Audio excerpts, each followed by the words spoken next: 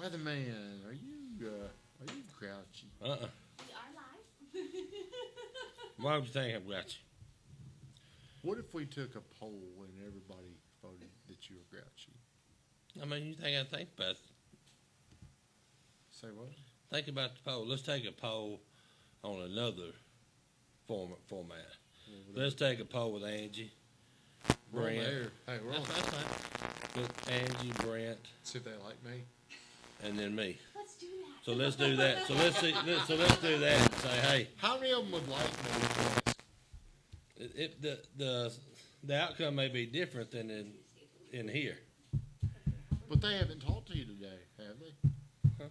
Have you been over there, Have you been over there talking about us today? Uh-uh. Where is everybody, Cousin Charlie? Where is Stevie Zavisa? Stevie Zavisa's getting into the acting business. I don't know. Hey, but before we start though, let's just talk. Let's just bring it up right quick. So in other words, and I want this where you get to be completely honest. Whenever it comes down to where we eat at, how easy is it to pick a place with you? I like to have my say-so. Okay, there we go. But When, today, hold. That's for a debate. I just asked for the simple yes or no question. So now, when we're having content that you pump out and read and do all this stuff on, how easy is it for you to take other people's idea for the content that you kind of got in your mind? I think I'm more open to that than I am lunch. You think? Yeah. We've done several of your ideas on here. I think we've done 2 in 2 years. I'm pretty excited about those 2. We may have to go Okay. back. Well, next week, you can pick right now what you want to talk about. Okay. Next week. Next week the topic is GTT a more of a genius, or does he have like a borderline arrogance? Is that okay? Is that a good topic? If you want to, but I don't care. No, I'm just kidding. I'm just picking. Hey, Ryan, Denny, what's... Talk All right, let's get started.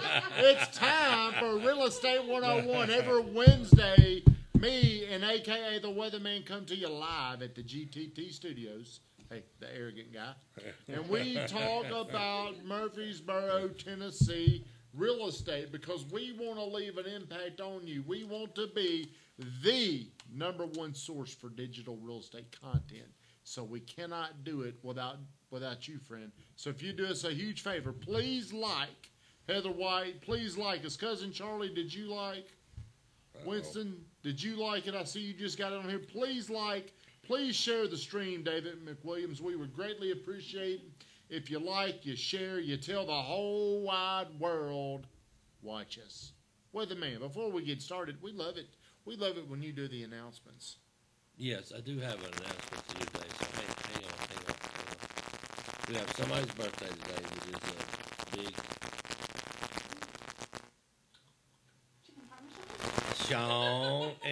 Sean Atkinson. So I definitely want to tell those guys, Sean, happy birthday. Tremendously one of the greatest guys we know. We want to thank you so much for all you do for us. Wonderful wife, Christy, beautiful family, kids. I think he just had a son that had a birthday too. So, man, we hope you enjoy your day today. We can't thank you enough. And most of all, we want to wish you a very, very happy birthday. And if you need a babysitter, Cousin Charlie can't say no, and just give him a call at any time. Happy birthday. Today is his 40th birthday, by the way. He's 40 years old. I remember when I turned 40. Do you remember when you turned 40? I'm getting ready to. All right, hey, thank you, everybody, for getting on here. We're going to get right down to, what is it called? Brass tacks, Cousin Charlie. So the question that we're going to pose, it came because there's a friend of mine on Facebook. I don't know if he wants me to say his name, but he is always very outspoken about his opinion. He doesn't, I don't think he grouped everybody, but I think he didn't respect a lot of realtors that he thought were lazy.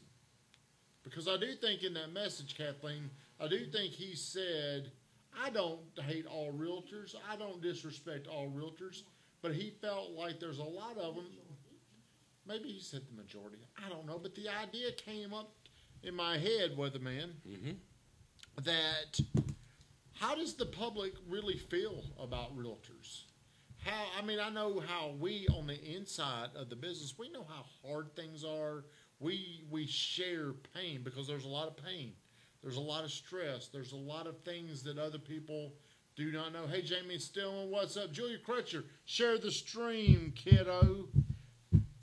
We understand how tough it is, but from outsiders looking in, there's a lot of times it doesn't look as hard. Sure. Especially in this kind of marketplace where if you put a house on the market, Weatherman, you got some listings coming up. I do.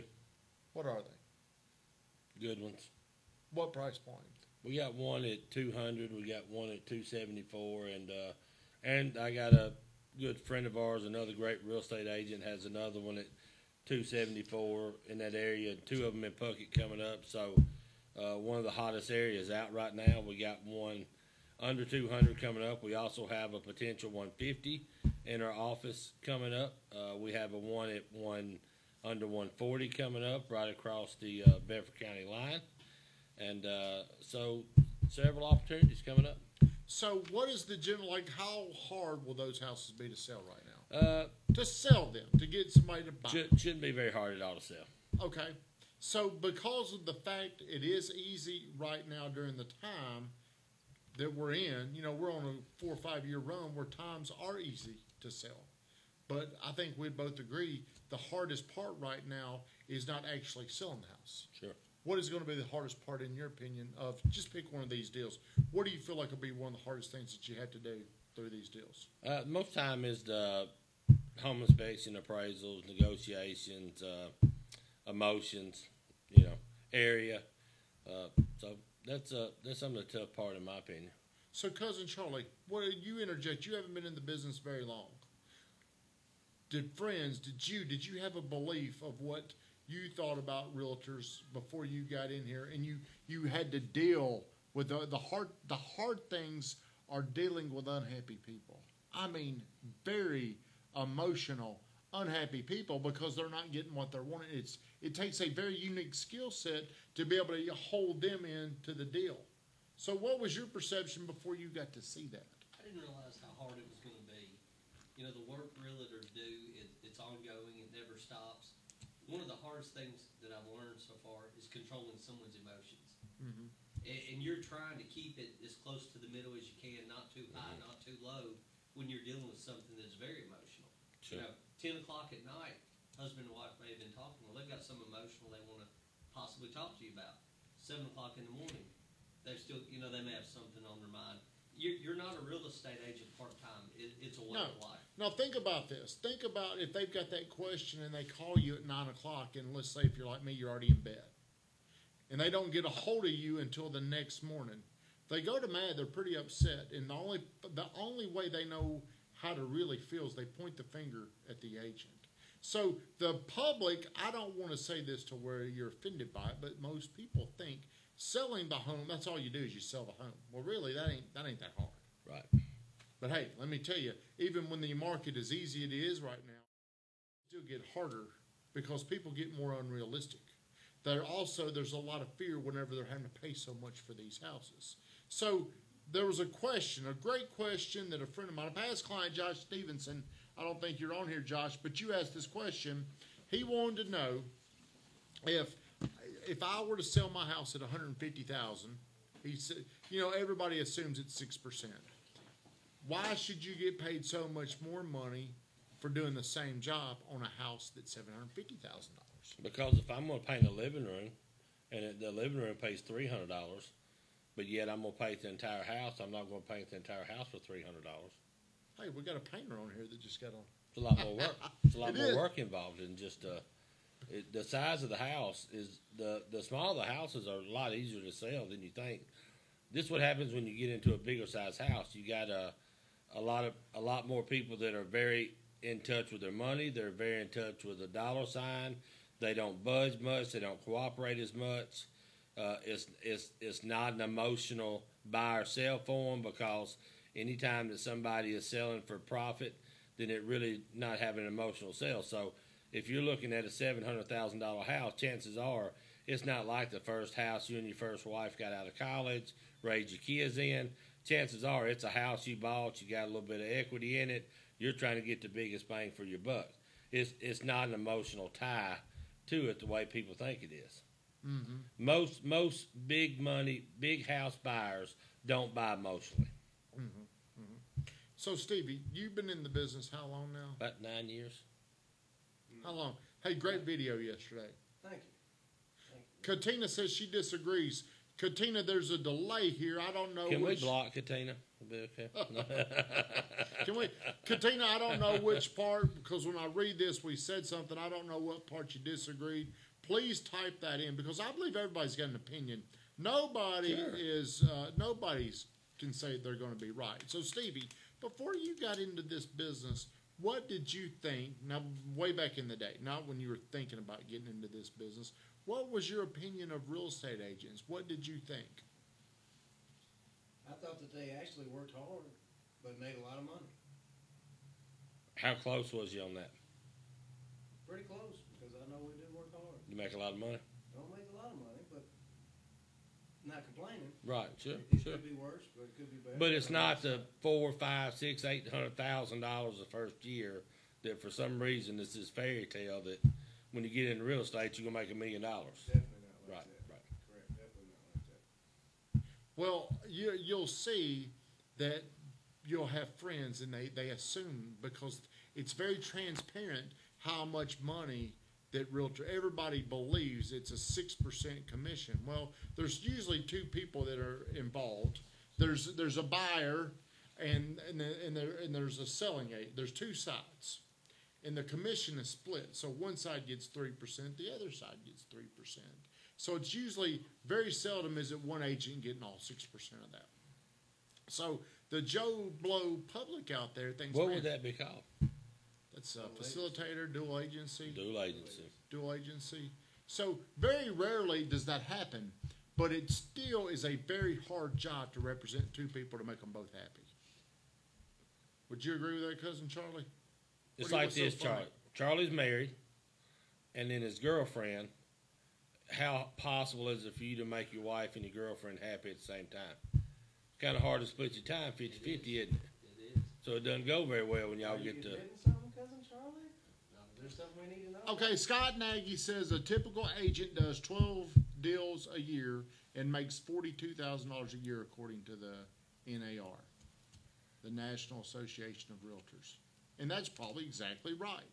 So what people don't understand, see, they see this one deal. Let's say if you sold a $200,000 house and they think you made 6% of that. What's that? What? $12,000. Yeah, but you actually make. You actually made $6,000. Then the company gets a big chunk of it. So, Right. so it's not like, or if it's an agency that's 100%, there's still fees that are being taken out of that. You're never getting all that money. Plus taxes, too, you know. Plus taxes. But the problem that makes this such a commoditized and competitive business is the fact there's probably 1,500 agents that we're competing against. There's 1,500 other people out there. So these people set the benchmark for what they're going to charge. So you could always, like if you're going to sell your house, David Ross, it's easy to make your girlfriend and wife happy as long as they're the same person. Okay, so I lost my train of thought, David Ross, but I appreciate the comment. If you wanted to sell your house, Kathleen, let's say you did not work here, and let's say you want to sell your house for $300,000. You don't have to pick somebody that's charging 6%. Right. Actually, we didn't. We asked you to reduce your price. Did we? Did we do it? Yes. But you ended up having 4 deals off of just me. Hey, that was worth it. If I had to do it all over again, and I found you, so we would do that again. But the market out there, the market is going to determine what you got to pay. You could go out there and say, you know what, today I'm selling my house for sale by owner. But there's probably a 90% chance that you're going to pay a 3% commission. Yes, absolutely. Because 90% of other buyers are going to be represented by an agent. Because they believe their representation is free, which it is free. And most of the time, the for sale by owner client, and not all of them, but they don't listen to voice of reason sometimes. So they're emotional sellers because they remodeled the house, they've lived in the house, so the house has a certain higher value than what we can kind of comp it out. So it doesn't matter what you feel like your house is worth or what I can get somebody to give you for the house. The bank is only going to allow you to have a note on it, whatever the comparables are. And sometimes that's one of the toughest things that we have to get across to for sale by owners and a lot of people as well. Hey, we got a lot of people on here. Please like, please comment, please share the stream. The winner will go through here, and we'll give you an Alley on Main gift card for $25. Go tell Sean happy birthday. I got a question for Charlie or Stevie. Which one of those two guys do you think the smartest in here today is? You don't want to pick? Well, we'll just I'll let say you. cousin Charlie. If I wanted to charge 10% commission, could I charge 10% commission on a listing agreement Sure. for a house, for a residential house? Could I charge 20? It's negotiable. Ooh, attaboy. Exactly right. Between I guess between 0 and 10%. David Ross wants to know if we can negotiate the gift card. I'm sure. Well, hey, I'm always open to negotiation. Depends on how much value that you could bring me, David Ross. Jimmy Turner, one of my favorite attorneys here in town. Are you offering a different commission structure than your competition? We are not offering anything different. We are a standard 6% firm. Although sometimes we may have to look at a deal and say, how many more deals could this bring us? But no, we're going to be a flat 6%. But here's where it comes down to, Jimmy.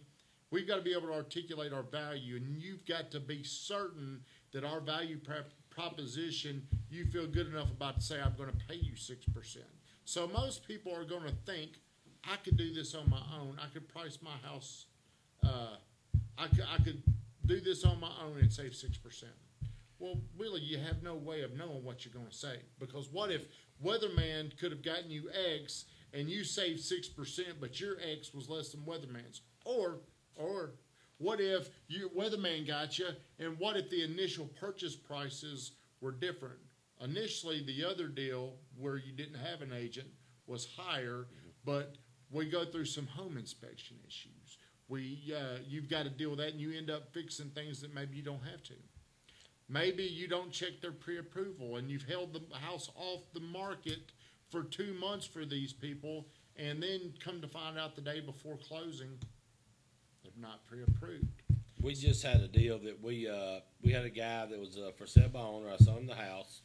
He didn't want to budge on price. I said, I'll tell you what we'll do. You have the only house available in a certain area. We'll give it a shot. If it doesn't sell, then chances are we're too high, and then we'll either have to decide to negotiate price or part ways. And he said, well, I'm not going to negotiate price. So we had a pretty good discussion and kind of got a little heated. And I told him my last conversation is that I'd rather keep you as a friendship and play golf with you than to sell your house at a price that was going to cause conflict in the future. And we parted ways. So y'all still play golf now? There, you say the Absolutely. Because you know what? If I would have given in to him like most agents do, and this is where we get a kind of a bad rap sometimes, then he has the power. If you ever give the power over, we're professional. We have a state license. We come in the office every day and work. If you give somebody the power, they'll always own that power over you. I'd much rather took the power back, played golf with him, and then he'd be back. Oh, we got some stuff in here. Scott Nagy, sounds like there is a problem with transparency on the value the agent is providing. Exactly right. Jeffrey Baker, thank you for joining. Bill Shaw, Brad Parrott, Skeeta, thank you for getting on here. Brad Elam, offense always. So, Travis Smith, how are you, friend? I believe psychologically most people are primarily motivated by what they're going to lose the most. So they, in their mind, are thinking, I'm negotiating 6% off the top immediately. It's very hard for them to understand that you don't know what you're going to actually sell your house for. You don't know what you can do for on your own. John Floyd this morning at breakfast said, we spend $500,000 on marketing. when the economy's worse, we spend $1 million a year on marketing, and we can still only sell 25% of our inventory ourselves.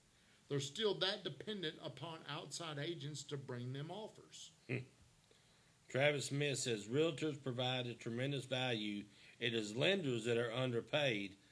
Different convo, but just 2 cents. That's probably true. The government got more involved with lending, and they set parameters. So let's just say that the big kahuna, Shane Ray, he believes, hey, most heating and air problems could have been prevented. Shane Ray's a buddy of ours. Let's say if he was going to sell a house, and he interviewed us. Most people, unfortunately, end up taking the realtor that tells them, I can get you the most money. That's what a lot of people do. Why do we do that? Because we really our emotions are led to believe that. We make emotional decisions 80% of the time. Very seldom do we make logical decisions. So if you can get in there and you can connect with somebody and you can articulate your value to where they are certain you're the right person. But too many people are negotiating in their mind 6% off the top already. But what they don't understand is I can get you more money at the end of this. I can solve more problems. I can prevent more pain. I can make this easier on you by me negotiating on your behalf. Because whenever I don't represent myself, do I? Who represents me? Me and Charlie. So if I'm ever involved in a deal, I very seldom will negotiate myself because I'm a very giving person. We bought a house last week. Cousin Charlie, who went over there to get that contract signed? What time? 6 o'clock. Do you remember why I said I didn't want to go? You're too emotional. Because she could have maybe gotten more money out of me by saying something. I would rather have my emotions protected. Mm-hmm. You make better decisions when you've got somebody that's like your caddy. Think about golf. You know, I'm a terrible golfer, but let's say me and Adam Valentine are out there and he's my caddy, and he's telling me, right here, dude, it's 120 yards. You need a 600 because you don't hit very far. Well, I'm going to show you, and I'm going to hit my 9. You need a voice of reason. Too often, when it's dependent upon us, we're making emotional decisions.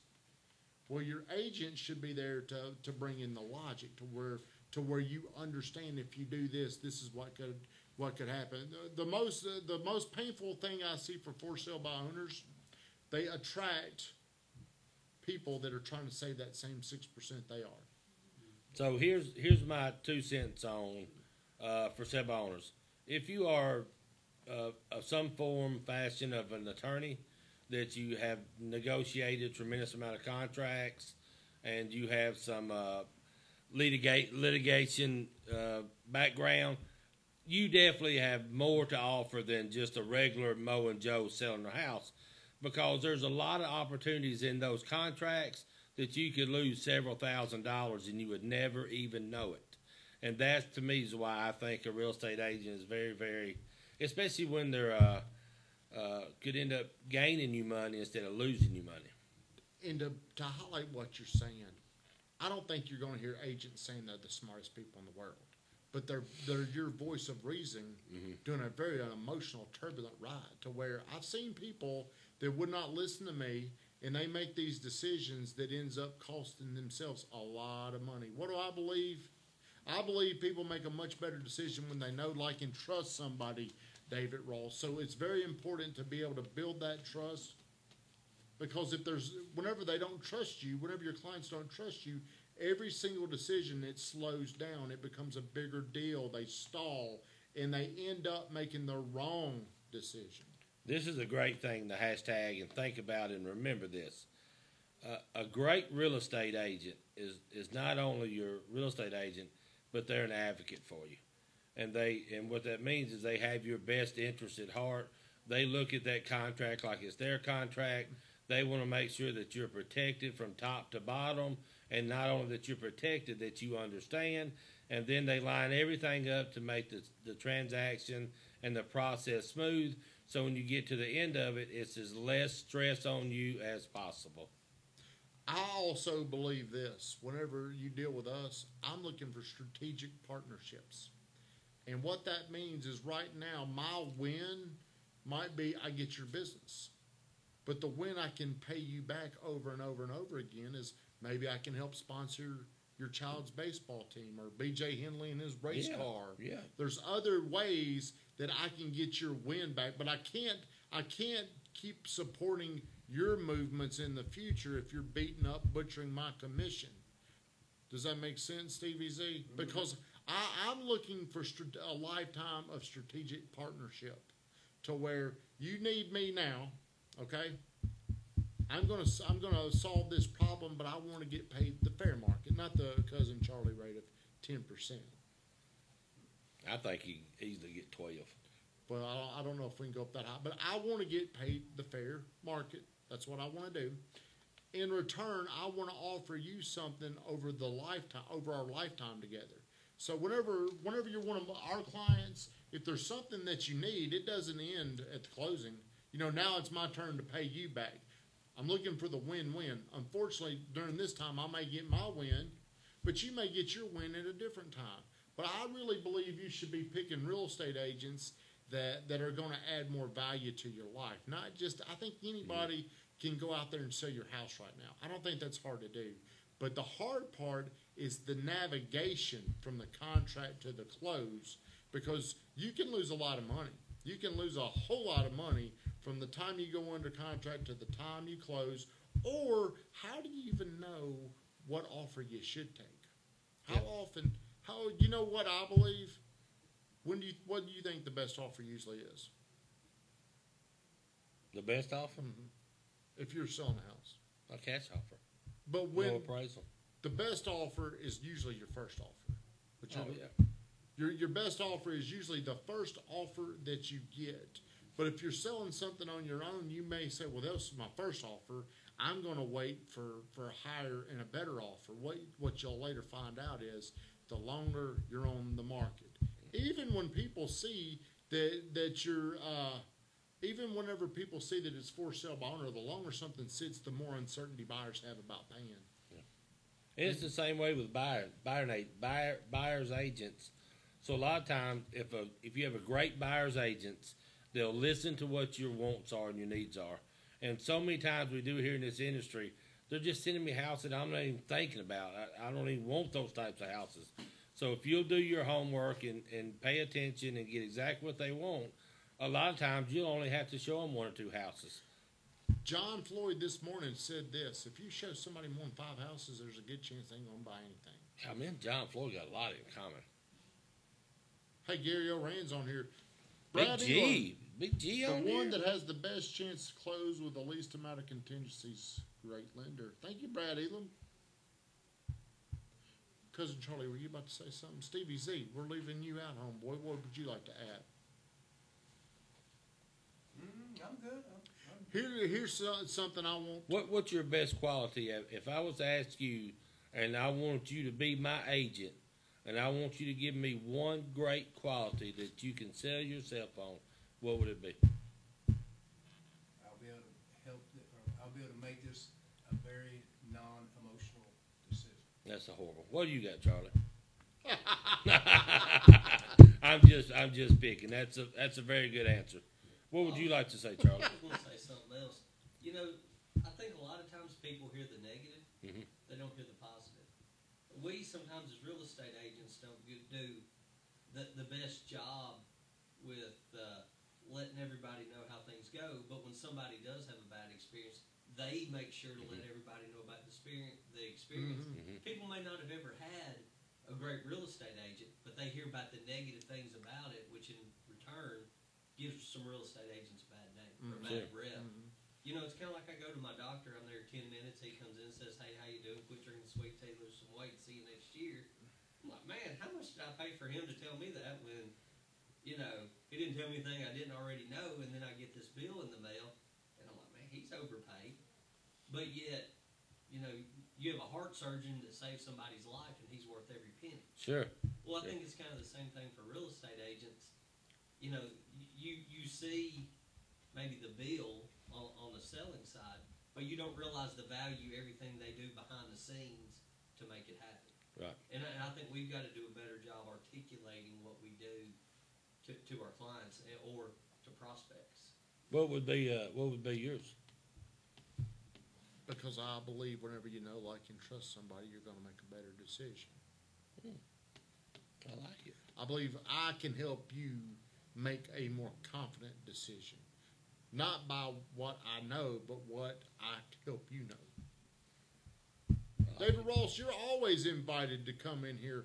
But here's something else. I want to talk about this. Then one more thing that my buddy Josh asked. How many times in the past year have you gotten somebody a house that they would not have gotten without you? Several. Think about that. Sometimes, like that house, you wouldn't have gotten that. Like if you come to us unrepresented, a lot of times, or if you don't have a relationship with somebody. I mean, like when you know your client and you're going to battle for them, and you know whether did they get this house or they don't, they're going to stick with you because there's a bond there. You're going to fight a lot harder for them. Yes. You're going to advise them a lot better.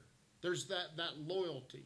So back to what my buddy Josh Stevenson asked. He asked, why do you get paid so much more just because the price goes up? I got a simple solution, because the bigger problems you solve, the more money you make. How much money would you pay a brain surgeon, like you said?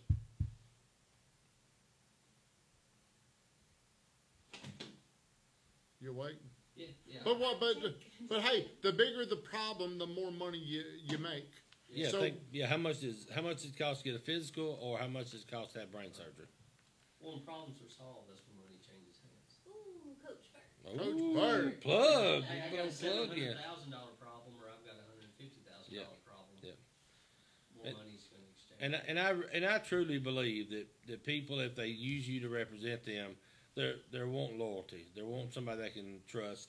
They want somebody to know that it's just not about the dollar. It's about them protecting their family and their interest and then their future. And so it's I think, like you said it very specifically, but that goes a long way. And what that does, it opens the door for them to continue to send you business and referrals. And now, where agents mess up is because we don't do a very good job of communicating after the fact.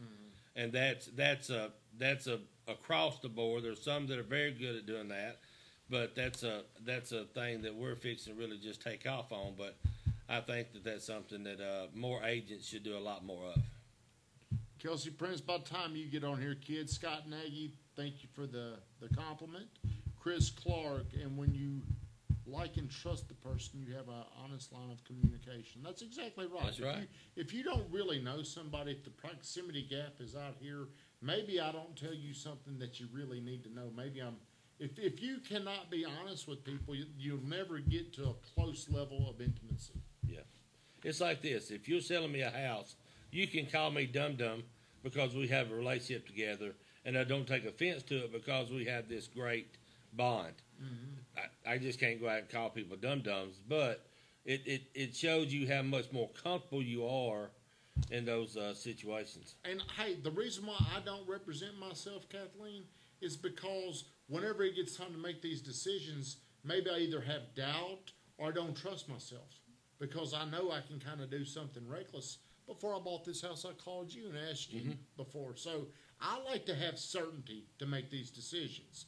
And somebody with you, think about, this is something we don't talk about, but sometimes agents can advise you something that you don't do that saves you a lot of money or prevents you from losing a lot of money. So there's a lot more that goes into this than just selling your house. That's not the biggest problem that we're solving for you right now. That's not what right now you can go out and buy a house through Zillow. You can find access to all the information out there. We're not selling you that anymore. In the old days, real estate agents used to have to sell you this house.